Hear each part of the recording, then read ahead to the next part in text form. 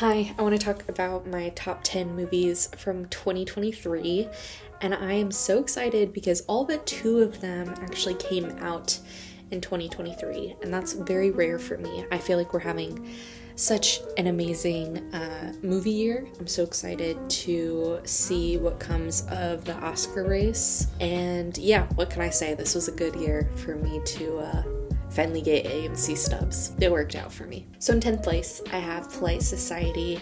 This was a Sundance movie, I'm pretty sure, and it stars Priya Kinsara and Ritu Ara.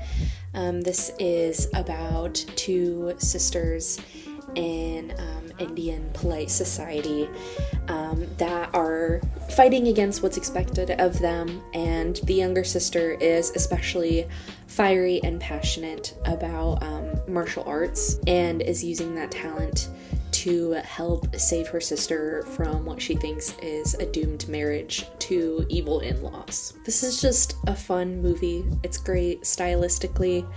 I loved seeing a film about Indian culture and getting to see a story about sisterhood, really. It always comes back to that. I'm a sucker for a movie about sisterhood. In number 9, we have one of the two films that came out prior to 2023, and it is This Is Where I Leave You, with Jason Bateman, Tina Fey, Jane Fonda, Adam Driver, Rose Byrne, Corey Stoll, Kathryn Hahn, Connie Britton, Timothy Olyphant, Dax Shepard, Ben Schwartz. The list goes on and on and on. I think this is on Netflix right now if you want to give it a watch. It came out in 2014, and this is for my Family Stone fans.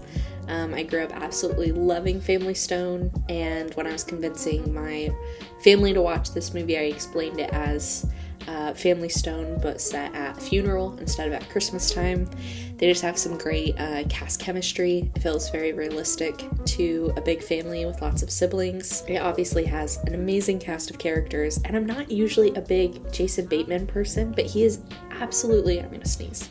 Jason Bateman, so lovable in this movie. He was also so lovable in Air this year, and I think I'm changing my mind about him. But honestly, I think my original opinions of him probably came from him being like the stuck-up businessman in Mr. Megorium's Wonder Emporium. I'm Henry Weston, the accountant.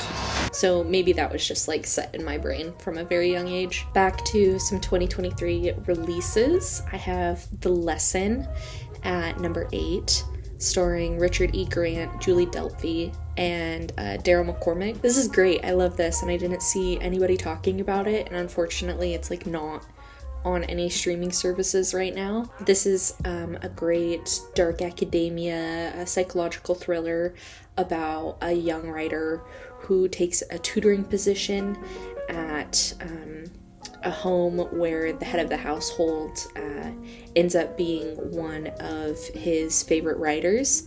And so it's about him kind of learning from this family as he's teaching their young son, and the lines that get crossed between this like what used to be a parasocial relationship with this man's work and now like actually being a part of his life. I thought it was super interesting, and I absolutely love Daryl McCormick.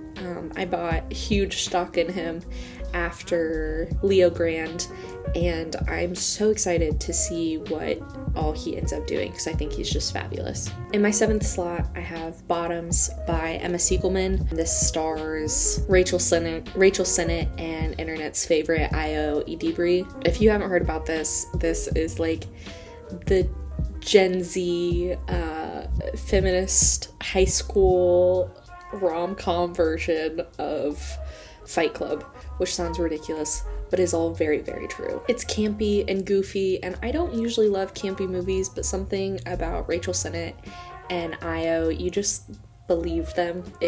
They're hilarious, and I think they work so well together, and this was just, it was just fun. It was just a good watch. Everyone in the theater was just losing it the entire time. It was so much fun. My number 6 is Yorgos Lanthimos' Poor Things, starring Emma Stone, Mark Ruffalo, Willem Dafoe, Rami Youssef, among many others. I think this is finally getting a wide release this week, so more people can see it in theaters, but it will be very highly nominated at the Oscars, and with good reason. Some of the below the line categories like production design and costume design are just unbelievable. I thought Barbie was a shoo-in for all of those things, and then I saw this and I was like, ooh, they have some competition. But I think it's also possible that they take home some of the acting categories as well.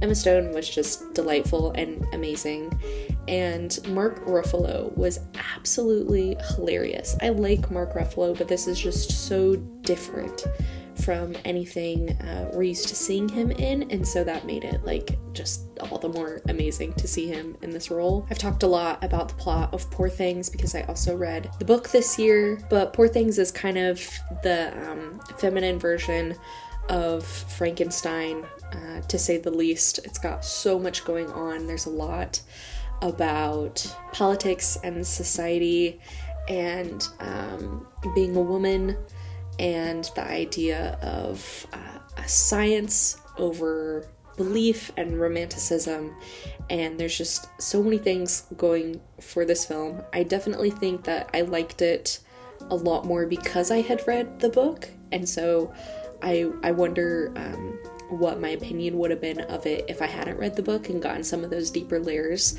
But I think Yorgos was just perfect to direct this book, and I'm so thankful to him and his team for making it, because I got to read the book and it was my favorite book of this last year. So all winners here. My number 5 is Spider-Man Across the Spider-Verse. This is the second in what is supposed to be a trilogy.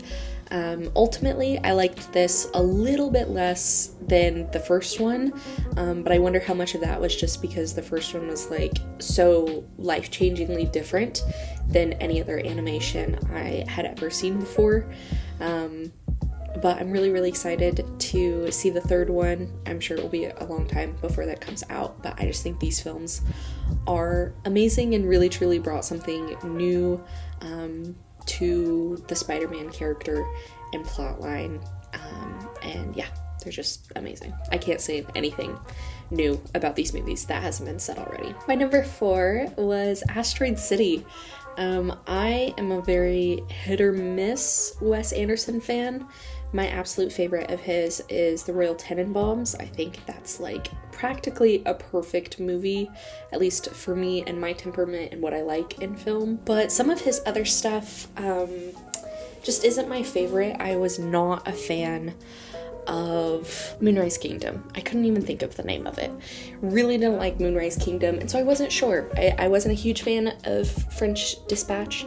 I thought, his production design is always amazing, but I didn't love the script on that one as much. I only liked some of the vignettes and not all of them.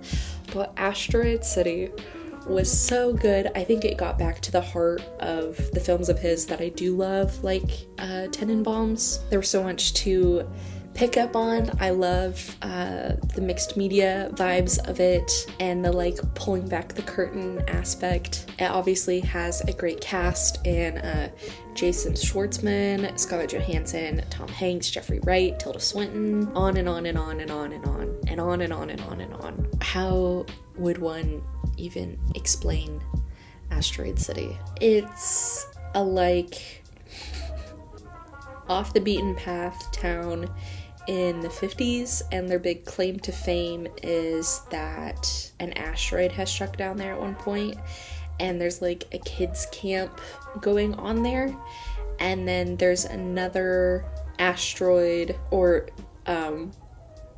something that touches down there, and it makes all of them stay in this town. They're not allowed to go anywhere. So it's about their relationships with each other as this like world-changing event has happened in this like nowhere town in the middle of the desert. And it was just beautiful, both in its cinematography and how it looked as always, but also just in its thematic subjects. And I really loved this one. Before my top 3, I wanted to give some honorable mentions to Haunting in Venice, which I loved. I haven't loved the last 2 in the Kenneth Branagh Poirot films, but I really, really, really loved this one, as well as A Man Called Otto on Netflix, which I never would have thought that I would have liked, but I ended up sobbing at the end, so it was really cool. Air, which is on Prime. I love the pairing of Matt Damon and Ben Affleck, and I'm so happy they reunited. And then it was them, and they added Viola Davis into the mix. There was no way I wasn't going to enjoy watching this movie. The Little Mermaid, which I actually loved. I've been a lifelong Little Mermaid fan. Ariel was one of my princesses growing up, and I was very, very nervous about this remake. Everything that we saw about it leading up to the film just did not look good. And then I went to go see it by myself in theaters twice, and I really, really loved it. I think this is one of the best, if not the best, live action remakes that Disney has made so far. It was fantastic. She Came to Me, which I hadn't heard of. Honestly, this is a Rebecca Miller film starring Peter Dinklage, Anne Hathaway, and Marissa Tomei. And I was only aware of it because of some of the clips I had seen of Anne Hathaway in this movie, and I decided to go see it on the off chance that I enjoyed it, and I loved it. I thought it was so good. It was so different from a lot of things that I've seen. I thought Peter Dinklage was amazing, and seeing Anne Hathaway in a role like this was just really fun. So I recommend giving that one a try, or at least watching the trailer for it. And last but not least, The Holdovers, which has been getting its roses as we move into award season. The stars Paul Giamatti, Divine Joy Randolph, and newcomer Dominic Sessa. And if you are a fan of like Dead Poet Society vibes, you should definitely give this a shot. I think it's mostly still in theaters, I'm pretty sure. But yeah, this was just like a good, quiet, comforting film. It was great. And now for my top 3, my third favorite film of the year was Past Lives by Celine Song. This film is absolutely beautiful. There's little that you can say about it because so much of it demands to just be felt. It's about 2 childhood friends that, you know, grow apart in their 20s and then come back together 10 years later or so. And it's really just about appreciating what did end up happening in your life, but kind of grappling with the choices that you make in the in-between. And then there's also a beautiful storyline just about the main character, Greta Lee, as she thinks about her Asian identity and how that has changed since coming to the US. I'm hoping that this continues to get its roses at the award season, even if I don't know, its campaign trail has kind of slowed down as the year has gone on, but it was gorgeous. I don't think there was a dry eye in the theater, and again, it just is something that should be felt, not explained. Babylon is in my number 2 spot. This technically came out in 2022, so this is the only other film that didn't come out in 2023, but it also came out at like Christmas time, so it's that weird, like, it happened just before the new year because it wanted to be in contention for last year's award season. So anyways, I'm hoping that this film comes back around and people start appreciating it more. It is extremely long and there are scenes that I didn't connect with, but overall I think it's just an absolutely gorgeous and beautiful film built up by absolutely gorgeous and beautiful actors in Margot Robbie, Brad Pitt, Diogo Calva, and then like a huge cast of supporting characters. I could write just an absolute thesis on the idea that Damien Chazelle made La La Land, which was his first big commercial project about the romanticism of LA and Hollywood and of the entertainment industry, and about all the things he loved about it, and paying homage to all these old films and the musical numbers and blah blah blah blah blah blah blah. And then a few years later making Babylon, which is truly, the whole point of it is calling Los Angeles and Hollywood Babylon. The idea of the nitty-gritty depravity of the industry, especially in the transition from silent films to talkies in the 20s, and how much that says about his relationship and how he's been accepted in Hollywood, and the difference between his acceptance between those two films is so interesting, and I just could talk about it all day long.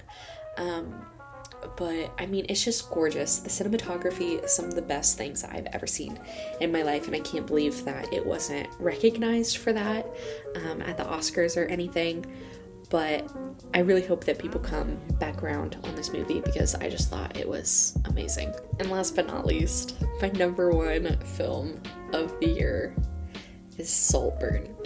I have been waiting for this movie to come out since they first announced it. Even with, like, it was like a few different cast members when they announced it. I was like, this is everything I want. I love the talented Mr. Ripley, which this draws huge inspiration from. I love Emerald Fennell. I thought that Promising Young Woman was, like, ripped apart when people were focusing on, like, the wrong bits and ideas of the movies. And I love Barry Keoghan and Carey Mulligan, who was initially going to be Rosamund Pike's character. And so just when it was announced, I was just, it was beyond me. I was like, this is everything I've ever wanted. It was my most anticipated film of the last year or two, and I thought it lived up to the hype. I totally understand that it's not for everybody and that it is extremely racy for some eyes, but I had fun,